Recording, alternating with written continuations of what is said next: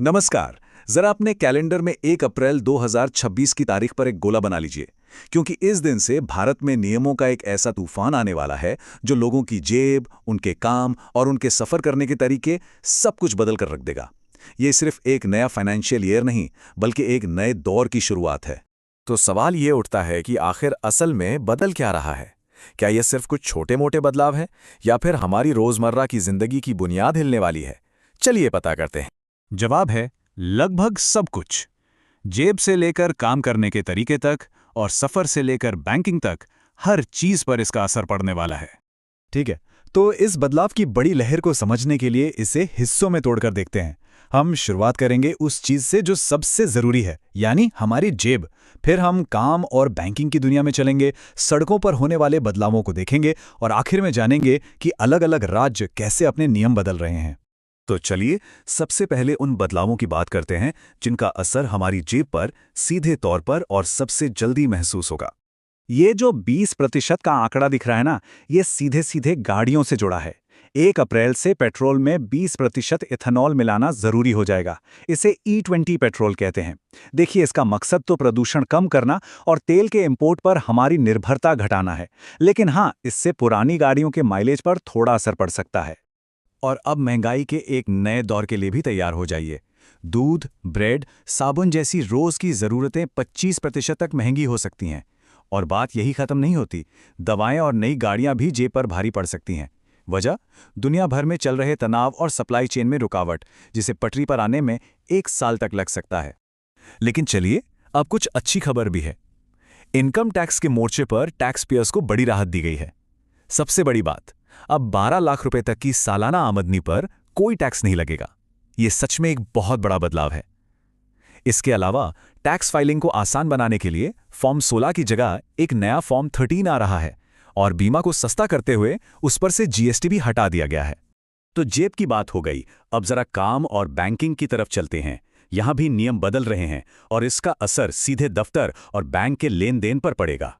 भारत के labour laws में दशकों का सबसे बड़ा बदलाव हो रहा है। सोचिए, 44 अलग अलग पुराने कानूनों की जगह अब सिर्फ 4 नए आसान लेबर कोड बनाए गए हैं। इनका मकसद है सैलरी, सोशल सिक्योरिटी और काम करने के माहौल को बेहतर बनाना, ताकि कंपनियों और कर्मचारियों दोनों के लिए चीजें आसान हो सकें। ये 4 code salary, social security, industrial relation और वर्कप्लेस सेफ्टी जैसे हर जरूरी पहलू को कवर करते हैं। इनसे काम के घंटे, जो अभी भी दिन में 8 घंटे ही रहेंगे, ओवरटाइम और सबसे जरूरी, देश के 100 करोड़ से ज्यादा कामगारों को सोशल सिक्योरिटी के दायरे में लाने जैसी हर चीज पर असर पड़ेगा। पैन कार्ड बनवाने की जो प्रक्रिया है, वो भी अब थोड़ी सख्त हो रही है। अब सिर्फ आधार कार्ड से काम नहीं चलेगा।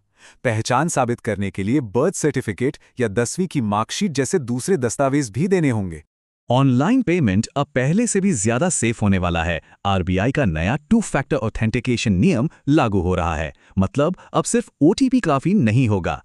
पेमेंट के लिए फिंगरप्रिंट या पिन जैसा एक दूसरा सिक्योरिटी लेयर भी जरूरी होगा, जिससे ऑनलाइन धोखाधड़ी पर लगाम लग सके।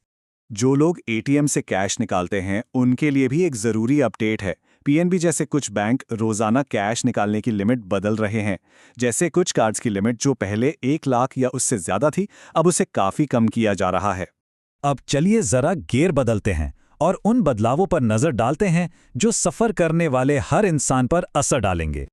ये एक बहुत बड़ा बदलाव है। 1 अप्रैल से टोल प्लाजा पर कैश पेमेंट पूरी तरह से बंद हो जाएगी। पेमेंट अब सिर्फ फास्टैग या यूपीआई से ही हो पाएगा।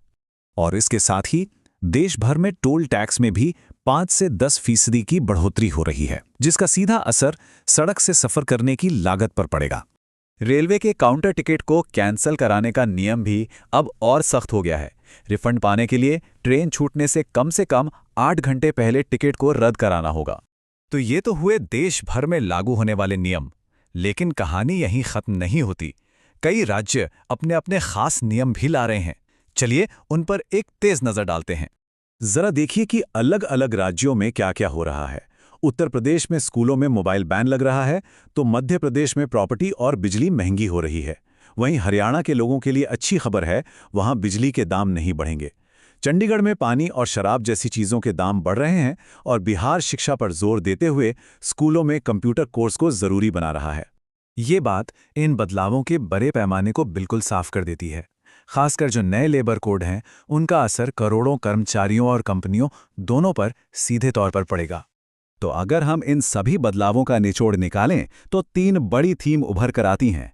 पहली, डिजिटाइजेशन की तरफ एक जोरदार धक्का। दूसरी, बढ़ती लागतें जो हमारी जेब पर असर डालेंगी। और तीसरी, नए नियम और कानून जिनके साथ हमें तालमेल बिठाना होगा।